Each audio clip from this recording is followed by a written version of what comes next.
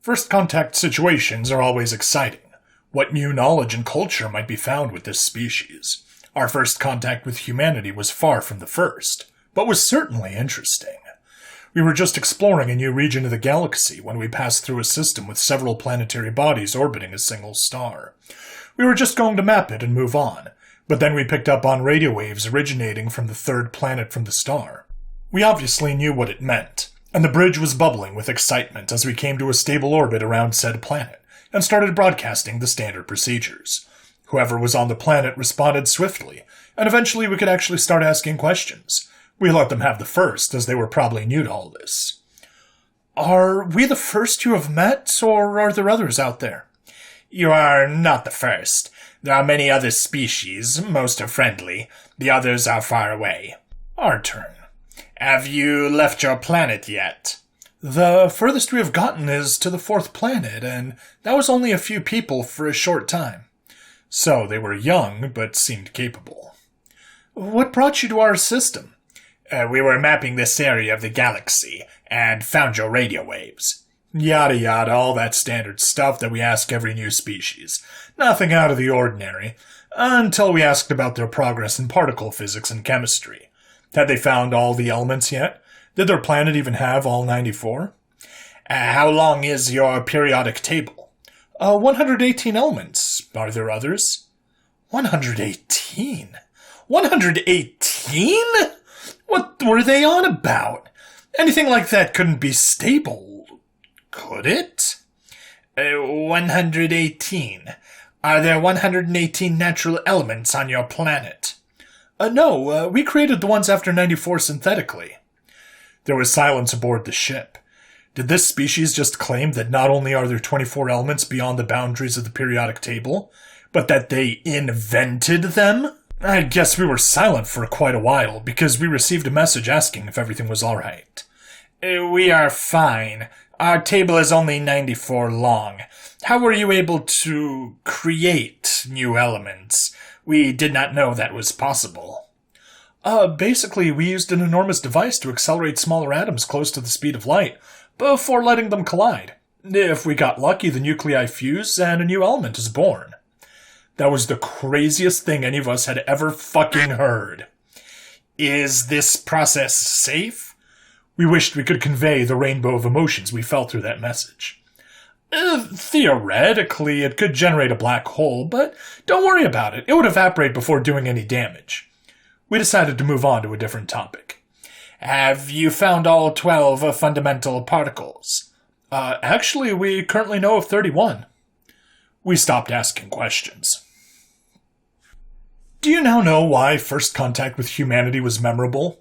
The whole crew was on edge throughout the rest of the transmissions. Some aboard thought that the humans were bluffing in order to impress us. If that's true, it was working. And others were laughing at the absurdity of it all. I honestly wouldn't be surprised if they told us that they discovered a fourth fundamental force or something. We eventually sent word back to our cradle planet about this new species, and soon enough a ship from every race in the Union arrived in orbit, in order to welcome humanity to the galaxy, and, as was the custom, a member from each species was to land on Earth and act as an ambassador. I suggested we draw lots. My captain suggested I'd get my ass off her ship. So, here I am, on Earth, with the embodiment of chaotic neutral as my guide. Fantastic. I arrived at what was apparently a facility that generated energy. To be completely honest, I can't remember the first part of the tour, though out of fear or boredom I can't really tell. It wasn't until we walked past a specific area that I paid attention. And if you look to our right, you will see our next destination, the cooling towers. I'm sorry, the cooling towers are for what? The nuclear reactor, of course, harnessing the power of fission to generate energy for this region of our great planet. Don't you mean fusion, nuclear fusion? No, I mean fission, unlocking the very power of an atom's nucleus. Isn't it incredible? What do you mean by that? Why was I getting the feeling like he was going to say something stupid?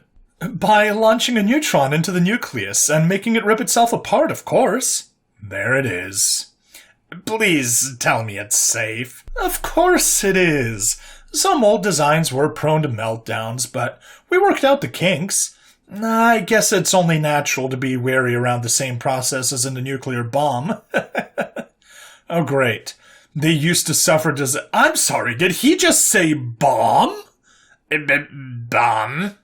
Oh, yes, I'm sure you know about nuclear weaponry. Care to explain? Oh, you know, a bomb you can strap to a missile or something. I think there are two types. One uses fission, the other fusion. Anyway, they are pretty powerful. Can level a city in, I think, a few minutes? Maybe one? I don't know. What the actual fuck? These are purely hypothetical, right? Oh, no. There are over 12,000 worldwide, though only 2 have actually been used in war. Humanity hasn't just unlocked the power of the nucleus. They have unleashed it. Get me off the fucking planet! So, yeah, I wanted to get off that ticking time bomb of a planet as soon as I could. But first I had to get through the interrogation. It's a process that happens with every new species. After giving us a tour of a section of their planet, they get to interview the ambassador. Everyone calls it an interrogation because that's what it basically is. The new species asks all the questions it can to get as much knowledge out of the poor ambassador, before finally letting them go. Fuck you, Captain. I was led to a room with a human male already standing inside the middle, gesturing to a place I could sit. The fact it was built for a biped made it awkward, but I did what I could. Almost immediately after my tour guide closed the door behind me, the interviewer started questioning me. So, how big is your planet? 14,400 kilometers in diameter. What type of star does it orbit? F-type star called Rama. Have you constructed a Dyson sphere yet? I don't know. What is that? The interviewer looked at me with a confused expression on his face. A Dyson sphere. It's an artificial, thing that collects as much energy from a star as possible. Usually depicted as a giant megastructure, but oh! You probably have a Dyson swarm instead, am I right? What the actual hell was this guy talking about? Should I really be getting this surprised anymore? I'm afraid we don't know what that is either. Oh, it's a series of millions of solar panels orbiting the star in a large swarm, or alternatively, mirrors that redirect the light to a collecting point. You really don't have one? The last part was said with a little disappointment. I've never heard of anything like it. Since your species said they only just started traveling to other planets, we thought you were behind us, but what you just explained... Oh, no. I think you misunderstand. We don't have one. We're not up to that challenge yet, but since you seem so advanced, we just assumed you would have one by now. Is this guy serious? Is this just an elaborate joke? Is he saying that humanity just comes up with grand ideas for inventions way ahead of their current technological development? That's just stupid. Right? 2 Earth years have passed. Hello. Been a while since I wrote in this thing, hasn't it? Well, congrats, younger me. You were right. It was stupid. That didn't stop humanity from asking the other races for materials and transport, with a promise to pay them back with a project they're working on.